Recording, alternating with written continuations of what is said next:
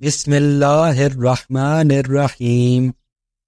السلام علیکم viewers, welcome to world of اسلام وائی ٹی یوٹیوب چینل۔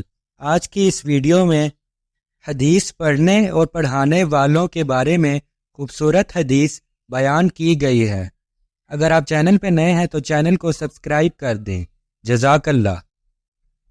حدیث پڑھنے اور پڑھانے والے رسول اللہ صلی اللہ علیہ وآلہ وسلم کے سچے جانشین اور خلیفہ ہیں۔ آپ صلی اللہ علیہ وآلہ وسلم نے ان کے لیے خصوصیت کے ساتھ یہ دعا فرمائی ہے۔ حضرت علی کرم اللہ وجہ فرماتے ہیں کہ ایک بار رسول اللہ صلی اللہ علیہ وآلہ وسلم ہمارے پاس تشریف لائے اور فرمانے لگے، اے اللہ تو میرے خلفاء پر رحم فرما۔ ہم لوگوں نے عرض کیا، یا رسول اللہ آپ کے خلفاء کون لوگ ہیں؟